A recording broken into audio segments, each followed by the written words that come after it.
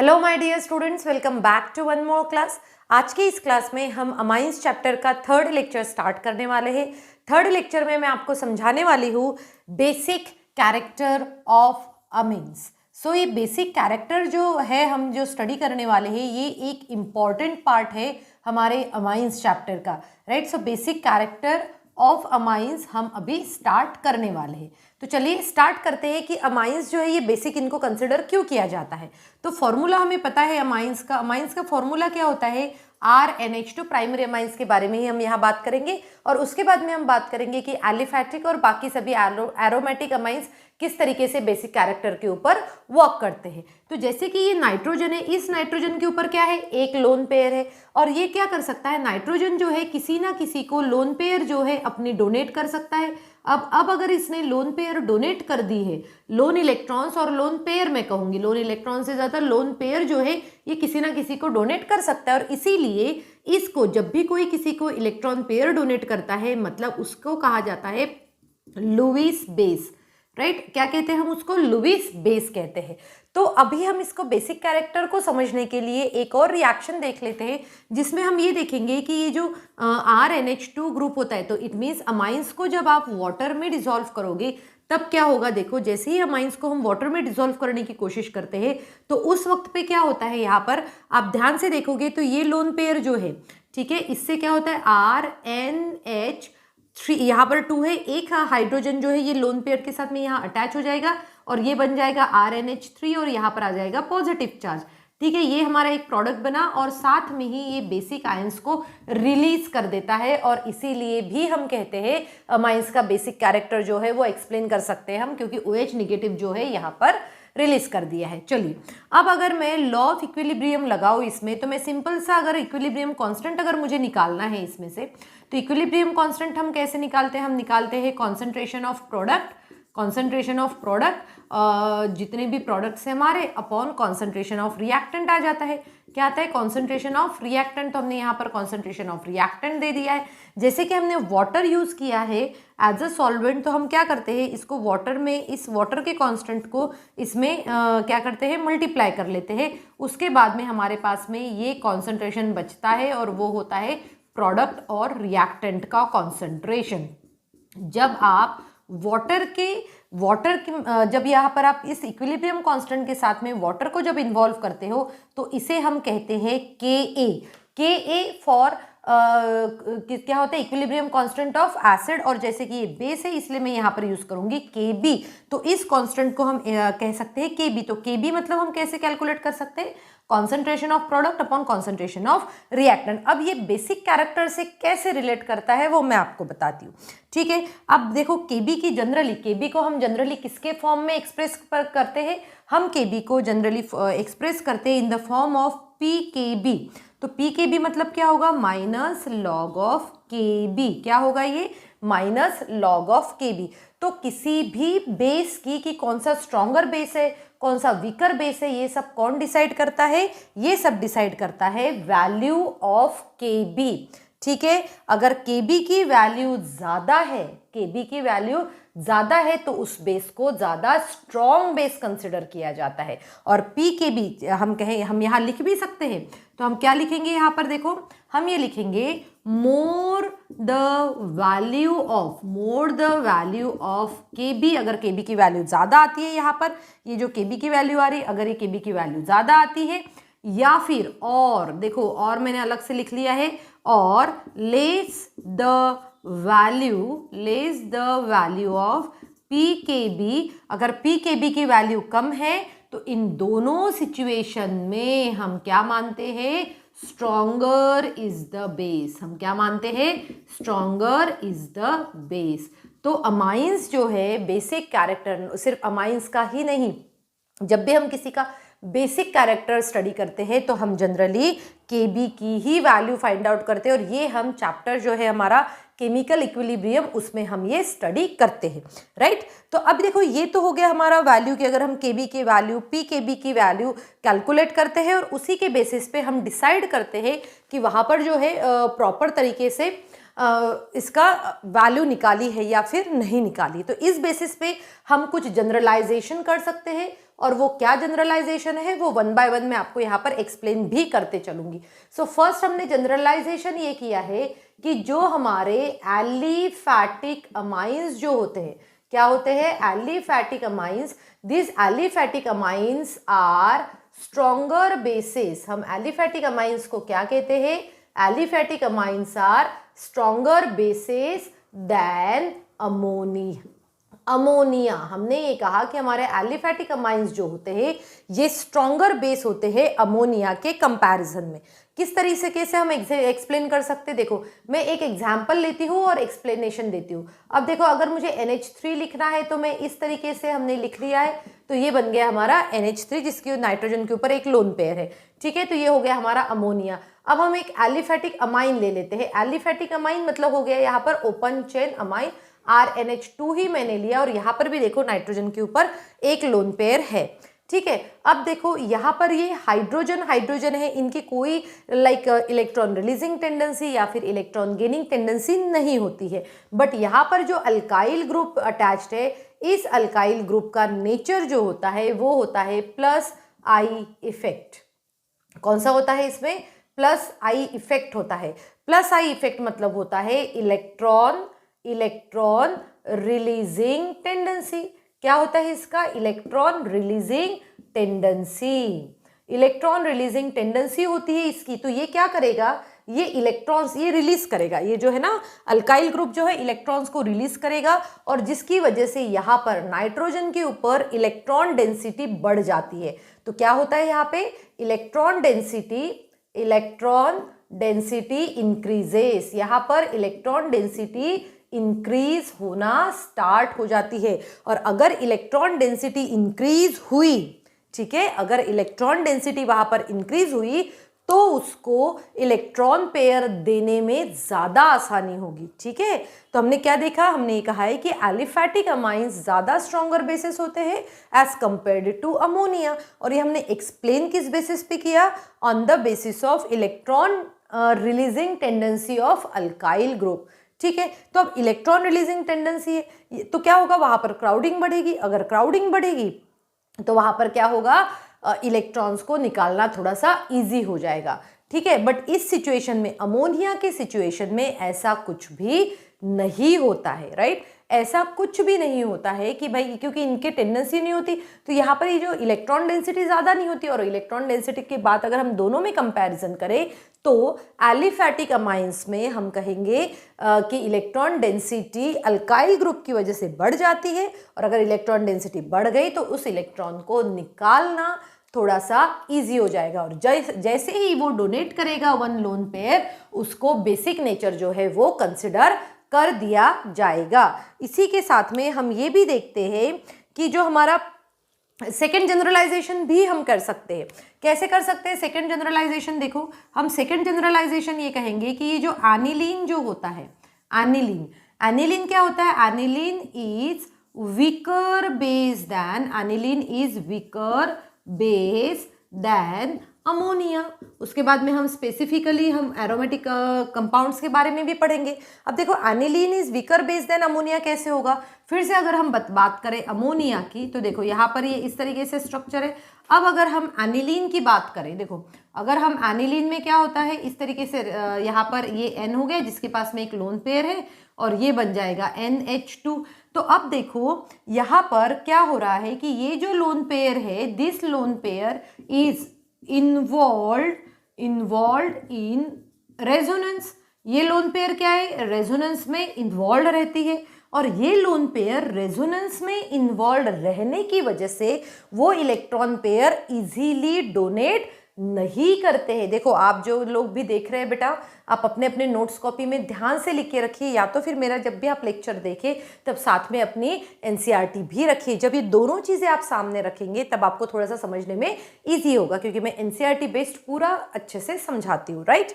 तो अब देखो ये एनिलीन जो है, तो हमने क्या कहा? Aniline is weaker bases than ammonia. क्यों हो रहा है? क्योंकि जो लोन पेयर जो है अमोनिया, नाइट्रोजन के ऊपर की जो लोन पेयर है, this lone pair is actually involve in resonance. और जब ये रेजोनेंस में इन्वॉल्व रहती है तब उसको वहाँ से निकालना थोड़ा सा मुश्किल होता है और इसीलिए इसको वीकर बेस कहा जाता है, क्योंकि ये क्या है, एनिलीन है और ये अमोनिया है। अमोनिया तो कहीं पर इन्वॉल्व ही नहीं रहता, अगर वो इन्वॉल्व नहीं रहता है तो उसको क्या होगा, उस लोन पेयर को निकालना थोड़ा सा ईजी हो जाता है। क्लियर हुआ? तो जब हम कंपैरिजन करेंगे तो इस बेसिस पे देखिए हमने दो जनरलाइजेशन किए हैं। फर्स्ट जनरलाइजेशन कि एलिफेटिक अमाइंस जो होते हैं ये स्ट्रॉन्गर बेसिस होते हैं अमोनिया से, एंड एनिलीन जो होता है ये वीकर बेस होता है अमोनिया से, राइट। इसी के साथ में और हमें कुछ जनरलाइजेशन स्टडी करने हैं वही अमोनिया के बेसिक नेचर से, और वो रहेगा हमारा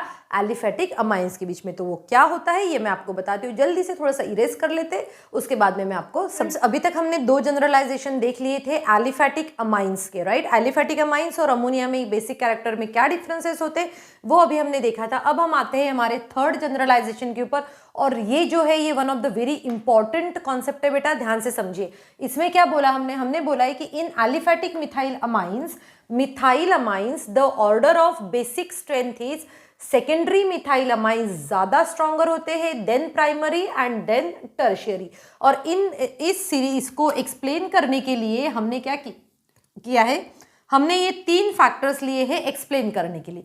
तो सबसे पहले हम मिथाइल अमाइन से स्टार्ट करते हैं। अब ये है हमारे पास में पहला मिथाइल अमाइन जिसका क्या हो जाएगा, NH2। तो यहाँ पर आप देख सकते हो, अगर हम प्लस आई इफेक्ट की बात करें उसके बाद में यहाँ पर देखिए ये हमारे पास में यहाँ पर क्या हो जाएगा, इस तरीके से ये हो जाएगा सेकेंडरी हमारे पास में मिथाइल अमाइन हो जाएगा। और ये जो लिया है हमने टर्शियरी मिथाइल अमाइन। क्या लिया हमने, टर्शियरी मिथाइल अमाइन लिया। अब आप तीनों में जब देखोगे तो यहाँ पर देखो बेटा, यहाँ पर एक मिथाइल ग्रुप है, यहाँ पर दो मिथाइल ग्रुप है और यहाँ पर तीन मिथाइल ग्रुप है। इट मीन्स इस मिथाइल ग्रुप में क्या होता है, सबसे ज्यादा प्लस आई इफेक्ट होगा। क्या होगा, मोर प्लस आई इफेक्ट। इसमें सबसे ज्यादा प्लस आई इफेक्ट होगा as compared to this three. मतलब जिसमें सबसे ज्यादा प्लस आई इफेक्ट होगा वो ज्यादा बेसिक होना चाहिए अकॉर्डिंग टू दिस वन। और इसीलिए इस सीक्वेंस में हम देखते हैं कि यहाँ पर टर्शियरी ग्रेटर होना चाहिए, उसके बाद में सेकेंडरी और उसके बाद में आता है प्राइमरी, राइट। ये हमारा सिचुएशन हुआ है मिथाइल अमाइंस में, याद रखिए। अब देखो, अब हम बात करते हैं स्टेरिक इफेक्ट की, है ना, या फिर स्टेरिक हिंड्रेंस भी हम इसको कहते हैं।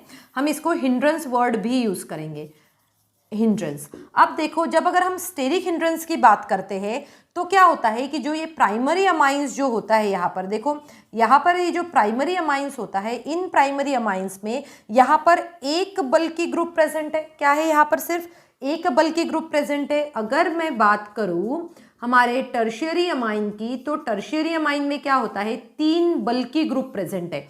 ये क्या है, 3 बल्कि ग्रुप प्रेजेंट है।